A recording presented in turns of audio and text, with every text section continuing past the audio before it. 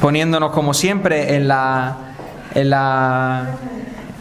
manos del Señor y profundizando en lo que el Señor pues en este día nos quiera mostrar de su Evangelio, de su palabra, y a través de este evangelista que es San Marcos, en el que vamos a profundizar en su teología. En el nombre del Padre, del Hijo y del Espíritu Santo. Amén. Padre nuestro que estás en el cielo, santificado sea tu nombre. Venga a nosotros tu reino. Hágase tu voluntad en la tierra como en el cielo. Danos hoy nuestro pan de cada día. Perdona nuestras ofensas, como también nosotros perdonamos a los que nos ofenden. No nos dejes caer en la tentación y líbranos del mal.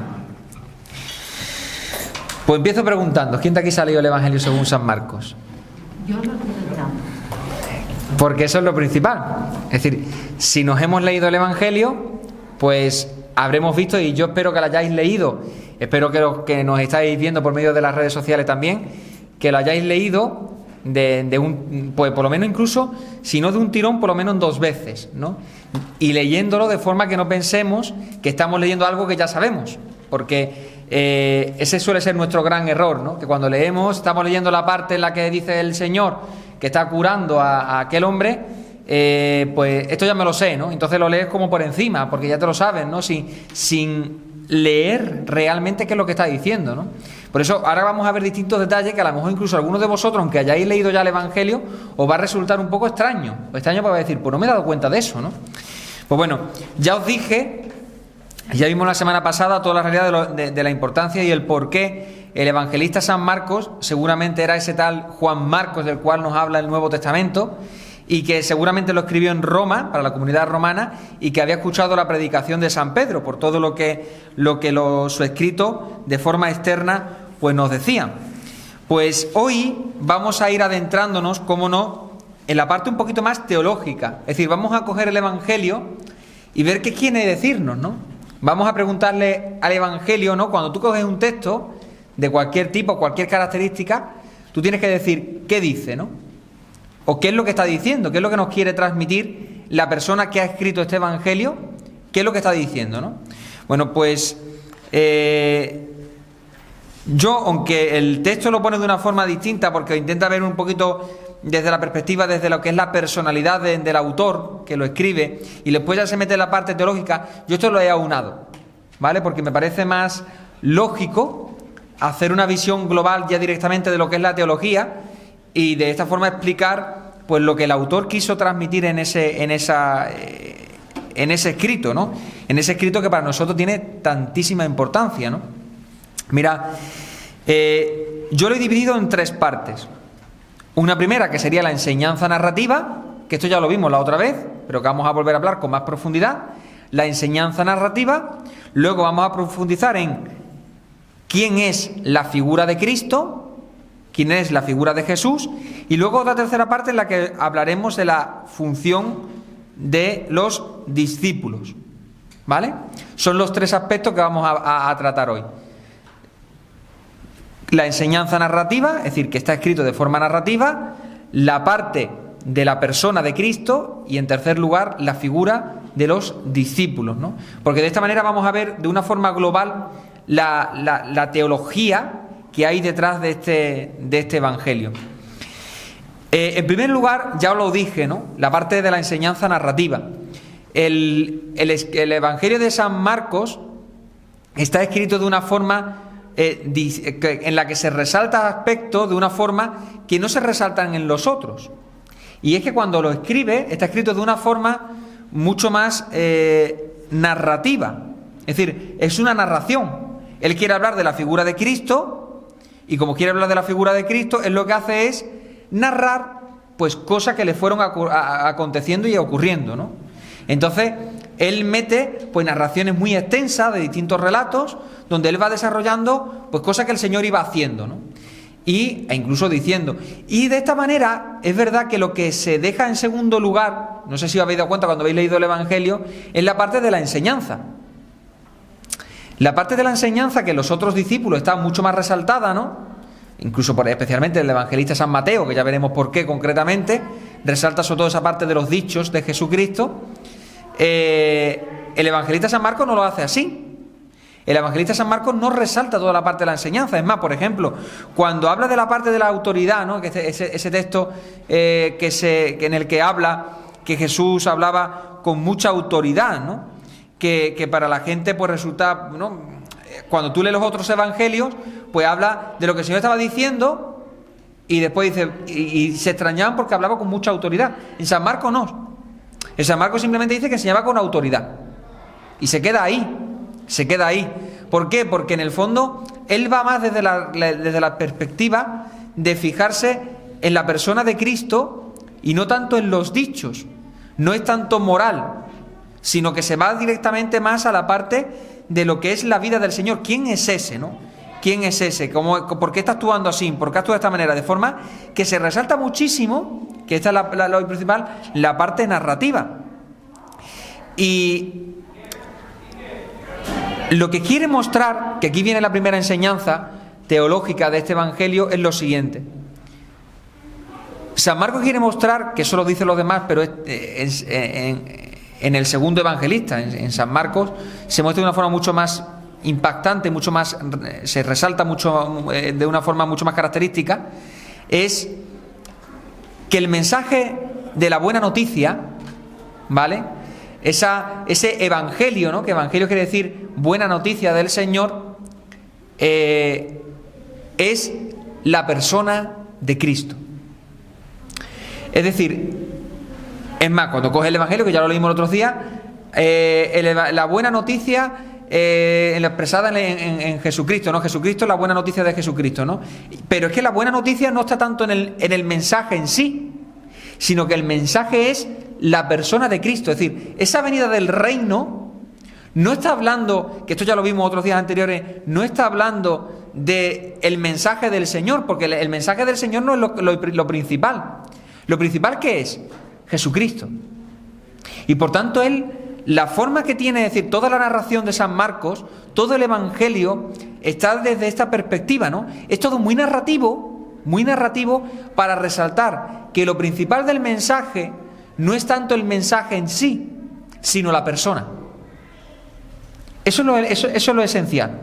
Es decir, en el evangelio no estamos cogiendo una parte en la que vamos a escuchar el mensaje, sino que el mensaje es la persona. Es decir, es como si, para explicarlo de una forma actual, ¿no? Si yo tuviera que decir algo especial, pues yo que sé ahora mismo, de quién podría yo hablar o de qué podría yo hablar, ¿no? Para hablaros de los libros, por ejemplo, que ha escrito Lázaro, pues para mí lo importante no es hablar de los libros de Lázaro, del padre Lázaro, de mi párroco, ¿no? Sino que para mí lo importante es hablar del párroco, ¿no? Y desde el párroco, pues ya veremos los libros, ¿no? Pero para mí lo principal es Lázaro, ¿no? Lo que yo quiero transmitiros no es... Porque la buena noticia para mí es que, pues bueno, porque tenemos un sacerdote que es el padre Lázaro, que es una persona pues que es buena para la comunidad, que ayuda, y desde esa perspectiva, pues es lo que quiero resaltar. Pues esto es lo que hace el evangelista. El evangelista no quiere resaltar el mensaje. El evangelista sí que es verdad que habla del mensaje, pero para él el mensaje está íntimamente relacionado con la persona. Es decir, el mensaje de Jesucristo y Jesucristo van íntimamente ligados. Van íntimamente ligados. Y por tanto, el gran mensaje, la gran buena noticia es la persona de Jesucristo, ¿no? Ese Jesucristo que está expresado, pues que es el sanador, porque cura, el que expulsa a los demonios. Jesucristo, el que es un maestro, que enseña, que está mostrando pues qué es lo que Dios quiere de cada uno de nosotros. Ese Jesucristo que es crucificado y ese Jesucristo que ha resucitado. ¿Vale? Entonces, el mensaje es este. Jesucristo, ¿no? ¿Quién es Él? ¿Quién es Él? Y de aquí viene la segunda característica del Evangelio, que vamos a meternos con más claridad porque es lo principal, ¿no? Que es, ¿quién es Jesús? Es que esta es la cuestión principal del Evangelio de San Marcos. ¿Quién es Cristo? ¿Quién es Jesús de Nazaret? ¿Quién es ese del cual los apóstoles que están allí, o esos predicadores que están en aquella comunidad, o aquel obispo que está en la comunidad de Roma en este caso, va a mostrar? ¿quién es Jesús de Nazaret? ¿Quién es el cual está expresando y quiere mostrar, ¿no? De forma que empieza a hablar de quién es esa persona. Y tiene una parte muy importante que es el principio, porque el principio, ¿cómo empieza? En la introducción está clara, pero lo que se mete directamente es con el momento del bautismo. Y con el bautismo, ¿qué es lo que termina diciendo? El Hijo amado. Que Él es el Hijo amado. Él es el Hijo amado, y no solamente el Hijo amado, sino que es el ungido. La palabra Mesías, la palabra Cristo, significa y se traduce como ungido. O sea, desde la primera hora, en el momento del bautismo, ya el evangelista San Marcos quiere resaltar y quiere hacer ver a la comunidad, a partir de lo que ocurrió allí en Galilea en el año 30, quiere mostrar a la comunidad de Roma, aquellas personas que se acerquen a escuchar la buena noticia del Señor, quién es esa persona que tienen que van a explicar, ¿no? Y empieza con la parte del bautismo para resaltar esta parte del ungido, ¿no? Porque además el Espíritu se posó sobre él y lo muestra de una forma que es el ungido, ¿no? El ungido. Y de ahí empieza su predicación. Y todo lo que va a ir resaltando y todo lo que va a ir saliendo es la pregunta: ¿quién es este? ¿Quién es este que tranquiliza al mar y le hacen caso? ¿Quién es este que expulsa a los demonios? ¿Quién es este que sana los sábados? ¿Quién es este que enseña con autoridad? ¿Quién es él? ¿Quién es él? Y esas son las preguntas que van en el fondo entrelazadas dentro de la realidad. Es decir, tú vas leyendo la narración del Evangelio y toda la pregunta de una persona que no conoce a Jesucristo que se tiene que hacer cuando está leyendo es: ¿quién es este tío, no? Si nosotros cogiéramos ese texto sin conocer al Señor, pues estaríamos preguntando: ¿y quién es este, no? ¿Quién es este hombre? ¿Quién es Jesucristo? ¿Quién es Jesús de Nazaret? Una buena noticia, bueno, ¿y quién es, no? Y fíjate cómo puede ser que haya expulsado a los demonios, ¿no? Y cómo puede ser que, a pesar de que las comunidades, los judíos el sábado se pueden curar en sábado. ¿Y por qué habla con esa autoridad? ¿Y por qué es capaz de curar cualquier mal? ¿Y cómo es posible que sea capaz de hacer esto? ¿Y cómo es posible que sea capaz de hacer lo otro, no? ¿Quién es Jesús de Nazaret? ¿Quién es? ¿No? Entonces, como ya os dije el otro día, se divide en dos partes. Una parte en la que va a hacer esta pregunta continuamente: ¿quién es? Y otra segunda parte cuando ya ha sido manifestado, que es: ¿qué quiere decir que sea el Mesías? Porque hay una parte en lo que es el primer trozo, ¿vale? Para explicarlo y que sepáis un poquito, ya lo dije la otra vez. Hay una cuestión, yo no sé si os habéis dado cuenta, que es lo que he dicho si habéis leído el Evangelio. Es más, a los que nos estáis escuchando por las redes sociales os digo: si no habéis leído el Evangelio, parar este vídeo, leeros el Evangelio y después me escucháis, ¿no? Porque hay una parte ahí, en todo, durante los primeros 5 capítulos, hay momentos en los que la persona que le está que está haciendo, cuando Jesucristo está haciendo el milagro, los demonios quieren decir quién es él. Yo no sé si os habéis dado cuenta. ¿Y Jesucristo qué es lo que hace? Los calla. Y la pregunta es: ¿por qué Jesucristo calla a los demonios? Si van a decir algo bueno de él. Yo sé quién eres, el Santo de Dios. Cállate. Y la pregunta es: ¿por qué? Esto se conoce, yo no sé si habéis leído el texto, se conoce como secreto mesiánico. Es decir, el evangelista San Marcos cuenta que Jesucristo no quería que la gente dijera que él era el Mesías. No lo quería. ¿Por qué? Porque la figura del Mesías en aquella época estaba mal entendida. Es más, ¿qué es lo que ocurre cuando le dice a San Pedro: tú eres Pedro y sobre esta piedra edificaré mi iglesia? Cuando acaba de decir: tú eres el Mesías. Que cuando le dice que es el Mesías y cuál es la función del Mesías, Pedro le dice: aparta de ti ese pensamiento, no se te ocurra. ¿Cómo vas tú a morir de esa manera?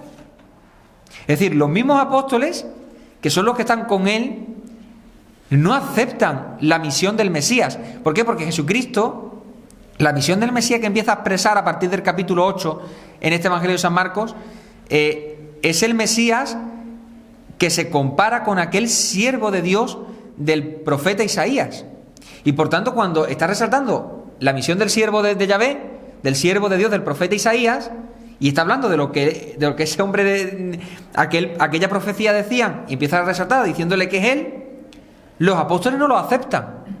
¿Por qué? Porque él sigue teniendo el mismo pensamiento que tenían las personas de aquella época, y era que el Mesías que iba a venir era un Mesías político, un Mesías rey, un rey que iba a gobernar y iba a sacar al pueblo de Israel de la situación en la que estaban. Entonces Jesucristo, por más que le está explicando cuál es la misión del Mesías, ellos no lo entienden, no lo llegan a entender. Es decir, y eso en nuestra vida nos pasa muchas veces, porque es lo que yo decía cuando hablamos de la experiencia pospascual, ¿no? Es decir, los apóstoles no entienden porque no han despertado, ¿no? Y eso nos pasa a todos. En la vida cristiana, ¿cuántos de nosotros a lo mejor no somos o no hemos sido? Porque a lo mejor puede pasarlo en esta situación, cristianos de tradición, ¿verdad? Yo soy cristiano por mis padres. Yo soy cristiano porque así me lo han enseñado en el colegio, porque yo nunca estaba en un colegio religioso y así me lo enseñaron las monjas o los curas.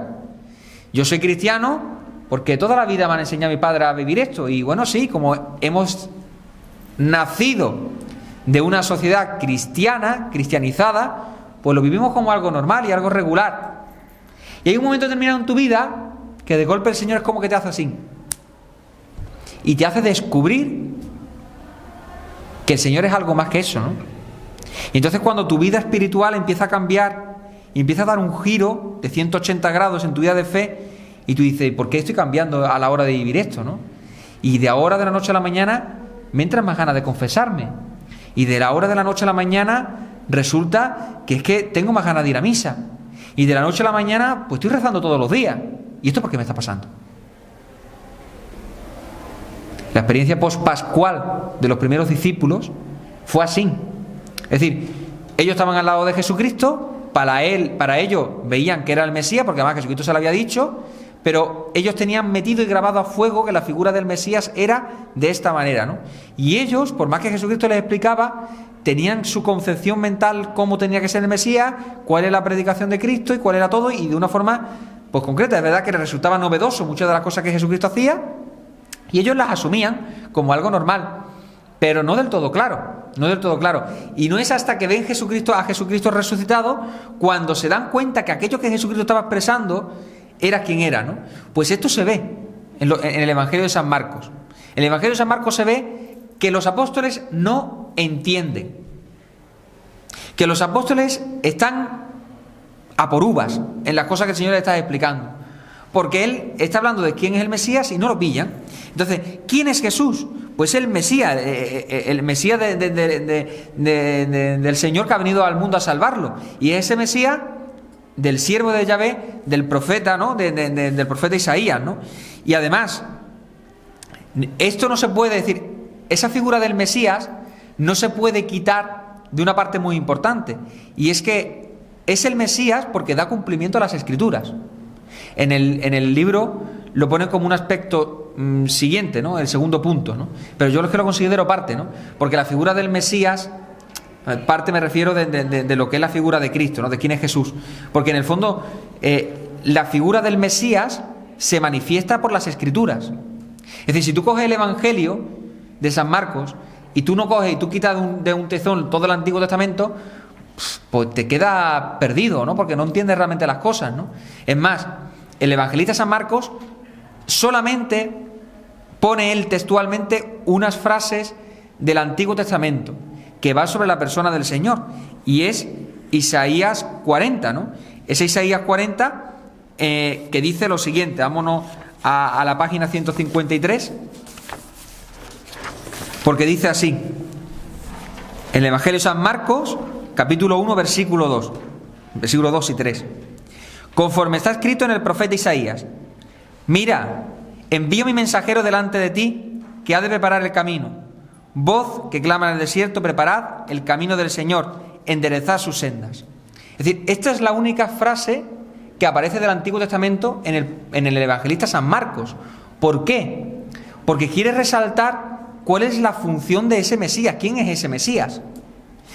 Y si, claro, si nosotros cogemos este pasaje, ¿vale? Y decimos, ¿dónde está esto escrito? ¿Dónde está escrito que esto que acabamos de descubrir? Este Isaías 40, ¿en qué momento está escrito en el profeta? ¿Por qué lo escribe? Lo escribe porque está hablando de la liberación del pueblo de Israel. Un pueblo que está siendo esclavo en Babilonia y que va a ser liberado. Consolad, consolad a mi pueblo, dice el Señor. Esto lo hemos escuchado nosotros hace poquito, ¿verdad? Pues esto es lo que está hablando el profeta, el evangelista San Marcos. Es decir, ¿por qué lo pone? Porque quiere resaltar a las personas que son judías que ese Mesías es el que va a traer esa nueva liberación, la verdadera liberación del pueblo judío, la va a hacer patente esta persona que tenemos aquí por delante. Y por eso lo pone, preparad el camino al Señor, enderezad sus sendas, porque el Mesías ha venido al mundo, aquel que hablaba en el Antiguo Testamento que iba a liberar al pueblo, no se refería al pueblo que estaba esclavo en Babilonia, sino al pueblo que estaba esclavizado de los pecados, y que Él venía a liberarnos del pecado y de la muerte. De forma que la persona que está leyendo ese texto dice, espérate, que el que viene a reflejarnos es alguien muy importante. Es alguien muy importante y por tanto, para saber quién es el Mesías, es esencial entender la Escritura, porque esa persona cumple las Escrituras, da cumplimiento a las Escrituras. Y como da cumplimiento a las Escrituras, Él es el Mesías.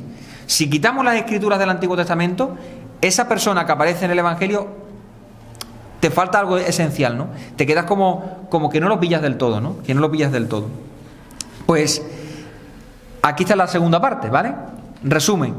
En la segunda parte, lo que quiero decir, en el evangelista San Marcos se refleja la identidad de Cristo. Y se refleja la identidad de Cristo de la siguiente manera.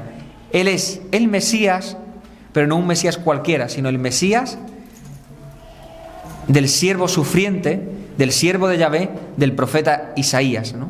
De forma que es el Hijo de Dios vivo que ha venido al mundo y que se muestra y se hace patente en todo el Evangelio, ¿no?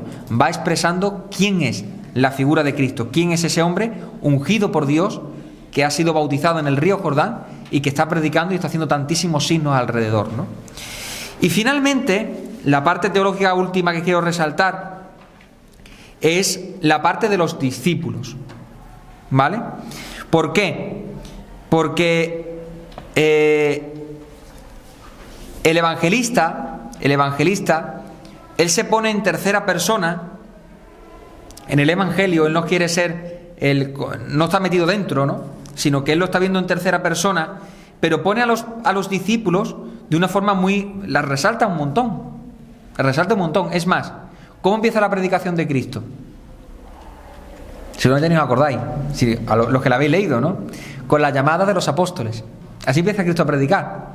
Convertidos, porque está cerca del reino de Dios, lo primero que se hace es, se va allí al río, al mar de Galilea, y llama a los primeros seguidores, a los primeros discípulos, ¿no?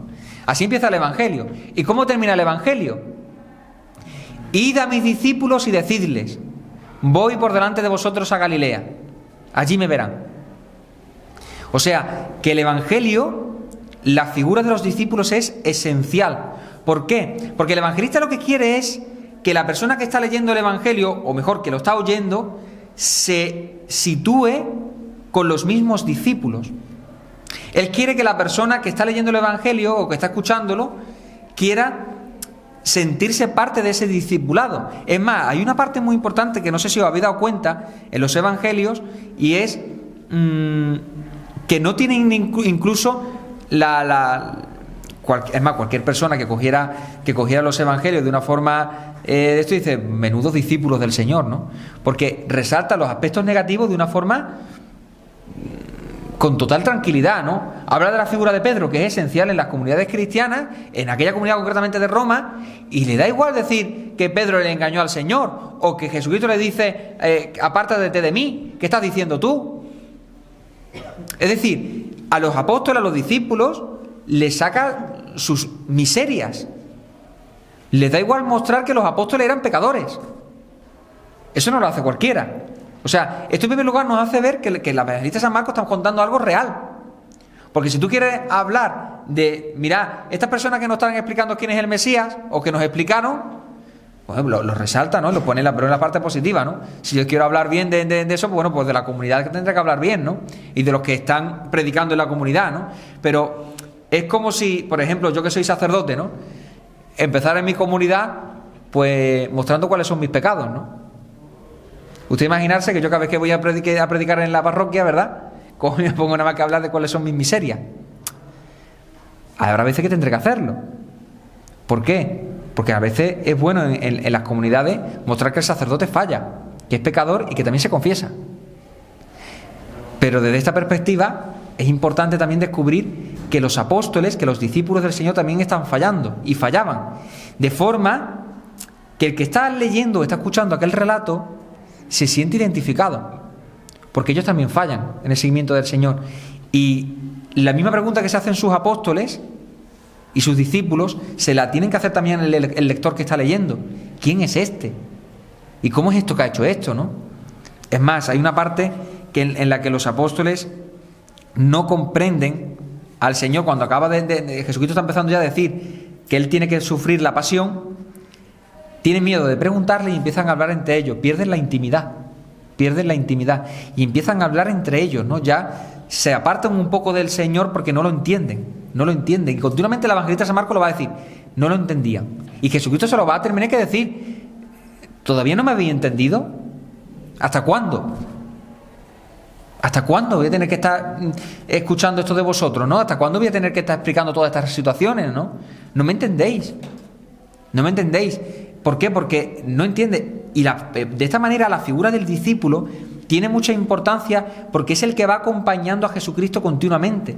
El que está a su lado, el que ve los milagros, el que ve los signos, el que los escucha, el que después recibe la misión para anunciar. Es decir, la llamada a los 12, que le aparece en el Evangelio de San Marcos, es una parte para sentir también que todos somos llamados por el Señor y meterte dentro de ese personaje y decir, yo también soy llamado por el Señor y seguir acompañando al Señor en todo lo que hay. Y al Señor lo dejan solo en el momento de la pasión.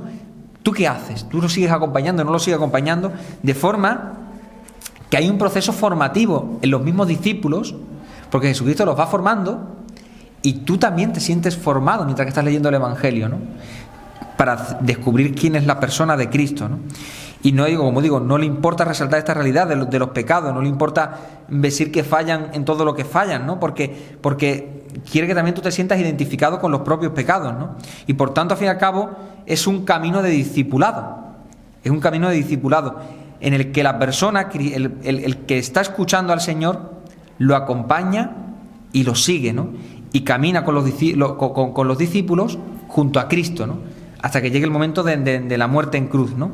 De forma que la parte del discipulado es esencial en la teología de San Marcos, porque sin meterte en la persona del discípulo, sin ir acompañando como tú también como discípulo en ese evangelio, te quedas perdido, ¿no? De forma que con esto terminamos toda la parte teológica, ¿vale? Resaltando estos tres aspectos y ya lo resumimos todo. El primero, lo escribe de forma narrativa, como he dicho, para resaltar y ver que es la figura de Cristo, que este es el segundo aspecto. El aspecto de Jesucristo es esencial. Es decir, Cristo es la pregunta que se hace el evangelista. ¿Quién es Cristo? Y es el que va a resaltar y el que va a explicar durante todo el Evangelio. Durante los 16 capítulos es lo que va a querer mostrar. ¿Quién es Jesús de Nazaret? El Mesías, el Hijo de Dios. ¿Y cómo lo vamos a descubrir? Pues desde la figura del discípulo, ¿no? Yo también soy discípulo y acompaño al Señor. Y como lo estoy acompañando, pues voy descubriendo quién es el Mesías, quién es Jesús de Nazaret, quién es aquel sanador, quién es aquel que cura, quién es aquel que expulsa demonios, quién es aquel que muere crucificado y quién es aquel que resucita, ¿no? Y desde esa perspectiva pues descubrimos, ¿no?, que Jesucristo es el Mesías, el Hijo de Dios, el que tenía que venir al mundo a salvarlo, ¿no? Así que termino hoy la explicación antes de tiempo para que dejemos, porque como ya no va a haber otra reunión, porque la semana que viene no hay, ¿vale? No hay formación, no hay catequesis, pues lo que hacemos ya no nos vemos hasta después de Reyes, ¿no? Y de forma pues vamos a intentar hacer pues un poquillo pues de preguntas en general, de que aquellos que tengáis, aquellas cuestiones que tengáis, y hacemos un momento de diálogo a partir de todo lo que hemos visto, ¿vale?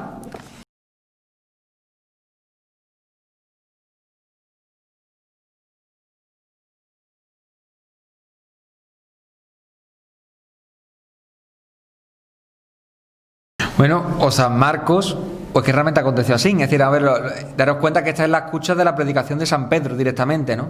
Y San Pedro, por lo que se ve, por lo que se escucha en el evangelista San Marcos, resalta continuamente este aspecto. No es tanto eso, sino que resalta la parte negativa de los apóstoles. La manifiesta, incluso dice que algunos autores actuales, modernos, dicen que esa realidad tan negativa de los apóstoles que aparece en el evangelista San Marcos era porque quería desprestigiarlos. Fíjate hasta qué punto dicen algunos autores actuales, ¿no? Pero esto no es verdad. ¿Por qué? Porque el final del evangelio, Jesucristo termina diciéndole que vengan a Galilea, que allí les mostraré quién es, ¿no? Id a Galilea y allí me veréis, ¿no? Dice el Señor. De forma que Jesucristo resucita y le dice: ve a mis discípulos, ¿no? De forma que no rechaza a los discípulos, al revés, no han fracasado, porque si lo vemos de esta perspectiva, es verdad que los discípulos desaparecen con la huida. En el evangelista San Marcos, los discípulos desaparecen con la huida. Es decir, Cristo lo apresan y todos se quitan de en medio, lo abandonan y lo dejan solo. Entonces, claro, una persona que lee esto dice: ¿qué pasa? Que si tú quitas la parte de la resurrección concretamente, pues te queda como diciendo, pues los apóstoles, Jesucristo quiso crear unos discípulos y fracasó. Fracasó en el discipulado, porque los apóstoles no le siguieron. Un discípulo del maestro, pues termina muriendo con él en la cruz. Yo también soy de él. Pero los apóstoles no hicieron eso, ¿eh? Los apóstoles se quitaron todos del medio. Y San Marcos no tiene miedo de mostrarlo, no tiene miedo de expresarlo, no tiene miedo de sacarlo y de manifestarlo, ¿no? ¿Por qué? Porque creo que en el fondo él quiere resaltar que los apóstoles eran humanos y fallaron. Pero fíjate que ellos después han sido capaces de morir por Cristo. ¿Qué es lo que le ha hecho cambiar a ellos? Que Cristo ha resucitado. Si no, no se entiende que primero estuvieran escondidos y que después todos murieran. Bueno, menos Juan, menos San Juan, ¿no? Pero el resto todos murieron, martirizados, ¿no? Uno crucificado, otro que le cortaron la cabeza, el otro... Pero todos murieron, ¿no? Todos murieron. De forma que al fin y al cabo es una forma clara de decir, mirad, que los apóstoles también fallaron. Pues tú también puedes fallar, pero descubre a ese Cristo resucitado. Cuando tú descubras a Cristo resucitado vas a empezar a mejorar, va a ser distinto. Mira a los apóstoles, ¿no? Mira a los apóstoles.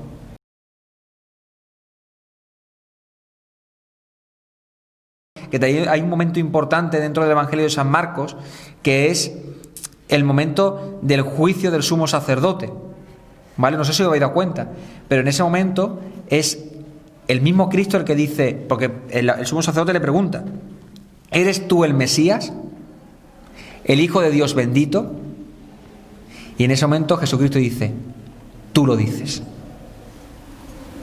Ese tú lo dices es crucial, porque el mismo Cristo reconoce y manifiesta ante todas las personas que están alrededor que Él es el Mesías y que Él es el Hijo de Dios. Pero es que además lo dice en un momento, es que es fundamental, porque lo dice justo en un momento en el que va a vivir realmente el mesianismo. Porque justamente en el momento en el que dice eso, a Jesucristo lo cogen, lo apresan, lo machacan, lo trituran y lo crucifican. Yo soy el Mesías. Tú lo has dicho. Ahora sí lo puedo decir. Es fundamental. Porque en otros momentos Jesucristo puede... Es más, incluso los otros evangelios lo dice. Está diciendo, porque el Hijo del Hombre vendrá, porque el Hijo de Dios, porque mi Padre, porque vuestro Padre, porque no sé cuánto, porque no sé qué. Pero que diga con tanta claridad, tú lo has dicho, yo soy el Mesías, el Hijo de Dios. En el momento del sumo sacerdote es cuando lo manifiesta y lo dice. Porque en ese momento es cuando, durante el secreto mesiánico no lo tenía que hacer, porque si lo decía, la gente de Galilea lo iban a poner como rey. Con los apóstoles no lo entienden y Él lo está explicando para que no se alejen, para que no se vayan. Él lo está explicando aunque ellos siguen sin entender. Y en ese momento, cuando va a ser crucificado, es cuando dice: ahora sí, tú lo has dicho. Tú lo has dicho. Ese diálogo es fundamental. Y también ahí, incluso, por ejemplo, en el relato, en el momento de la institución de la Eucaristía, ahí Jesucristo también Él se está manifestando de una forma especial, ¿no? Porque Él está diciendo la sangre derramada, ¿no? Para el perdón de los pecados. Y Él está metiéndose y ofreciéndose como sacrificio, ¿no? Que va a tener sentido en la crucifixión. Pero Él ahí ya se está diciendo: yo soy el Cordero degollado, yo soy el Cordero de Dios que quita el pecado del mundo, ¿no? Él se está poniendo ahí. Y Él está diciendo con sus propias palabras quién es Él, ¿no? Y se está poniendo a Él la figura incluso de sacerdote, de sumo sacerdote, porque nadie podía ofrecer sacrificio, y Él va a ofrecer su propio sacrificio de su propio cuerpo en la cruz por amor, ¿no? Entonces, todo el relato, esa parte de la pasión del Señor, es una parte en la que Jesucristo se manifiesta quién es Él, ¿no? Ya no lo dicen los demás, ya no lo dice el Padre, ya no lo dicen los discípulos, no lo dicen lo dice Él mismo, ¿no? Con sus propias palabras, en la parte de la pasión. Bendita tú eres entre todas las mujeres, y bendito es el fruto de tu vientre, Jesús. Santa María, Madre de Dios, ruega por nosotros pecadores, ahora y en la hora de nuestra muerte. Amén. En nombre del Padre, del Hijo, del Espíritu Santo. Amén.